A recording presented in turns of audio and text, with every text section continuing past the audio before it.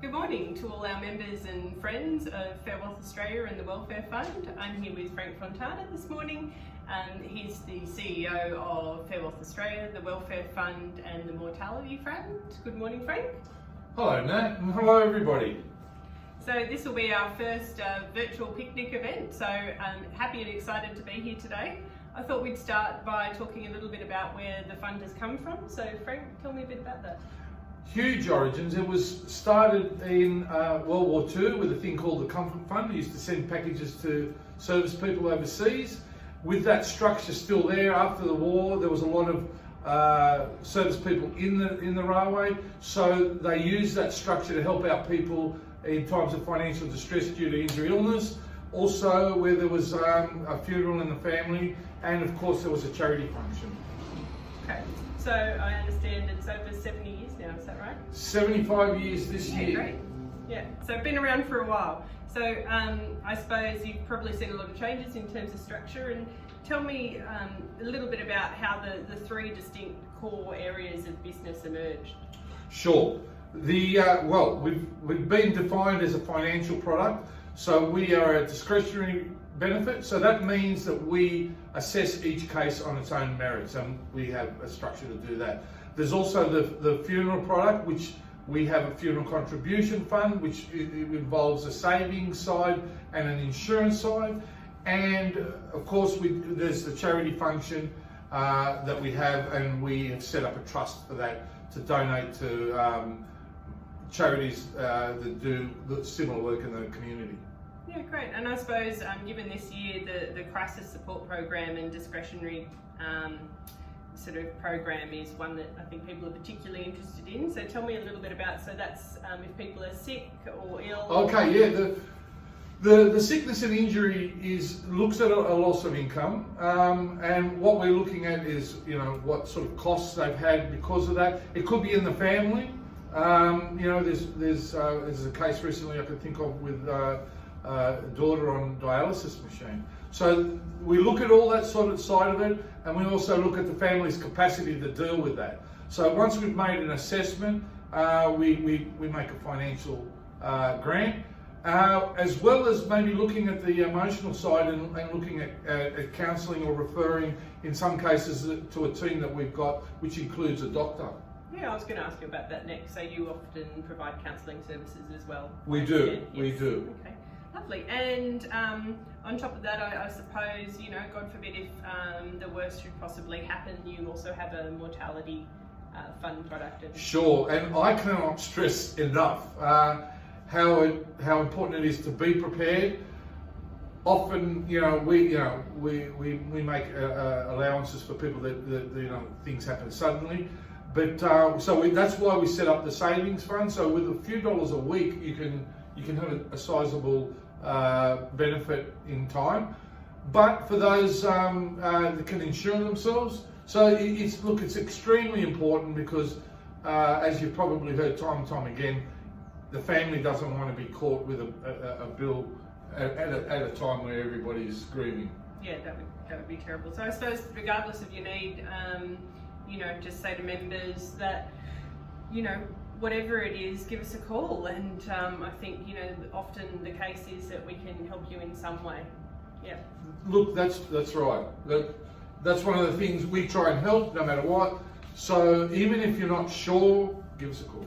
Yeah, great. And I think, this year's been a bit of a strange one, and with COVID, what's that meant for the fund and, what we're doing? We were probably as prepared as we could have been, because we were already in the midst of bringing our services online and taking some of our administration online. So that's meant people can still come in, and we have COVID-safe practices, but to a large extent we're able to handle claims over the internet. And it's also meant our workforce can work from home because everything's in the cloud. Yep, so everyone can still access all the services they need and come in should they need to as well. So that's right. Fantastic. Now I've been to some of your events, and I've met some of your partners, which are amazing people and amazing organisations in their own right. Tell me a little bit about who you partner with and why.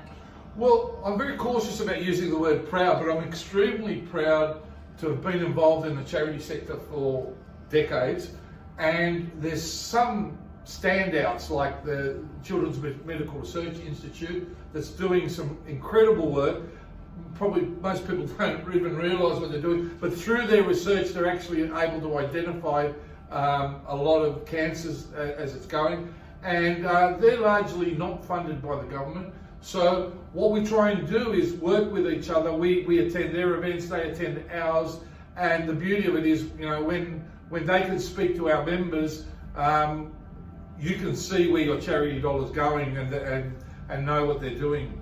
Yeah, and I think I also met someone from the infants home, and you know, she's an incredibly passionate woman doing great things, but I think, you know, a discussion with her led you to think more broadly about how you could help families in need, and exciting new program, the sponsorship program you're about to launch. That's correct. Firstly, a bit about the infants home. You know, they go way back, and they were doing, you know, really essential work in the community with mothers and their children where there was a need. So, you know, I want you to be aware of that, because people may not know their name, but they've been around for a long time. Our sponsorship program, again, great idea. The team worked on it, and that's symbolic of how the fund operates. There's a problem. We've often found that the people that most need our services sometimes can't afford it. So we've devised a program where a member can not only sponsor their own family, but they can sponsor another family that has called up and is in need and unable to put forward the membership. Yeah, so great. So I understand members can sponsor a family, or anyone can sponsor a family so they can access services. So yeah, great new program. I suppose we'll wrap up, Frank, on why the virtual picnic this year. Well, it has to be. Yeah. But also, look, you know, we're not the first to do a virtual event, and we've seen that it works. We believe strongly in families needing a break and families getting together. So we didn't, you know, this is a long tradition. The picnics go back, again, decades, if not centuries. So we wanted to keep the tradition going, keep that feeling alive, and so far it's had a pretty good response. Yeah, so everyone still gets their day off, I understand it, their paid day off, which I'm sure they appreciate, and you know, we've got some fun activities planned. So I've looked at the agenda. We've got Christmas craft activities, Christmas sweet treats that you can make up. There's some recipes in there, but basically spend some time with the people you care about. So all the while we'll keep you safe in these unprecedented times. So lastly, the other really exciting thing is the giveaways this year. So bigger than ever before.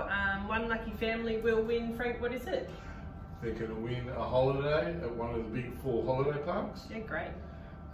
There's also a number of vouchers, and we have a package which is essentially a science kit that the kids can work on. So I think 30 vouchers of up to $100, sure. And yeah, science kits that were donated by the Children's Medical Research Institute. That's correct. Yeah, yes. So another great partnership initiative there.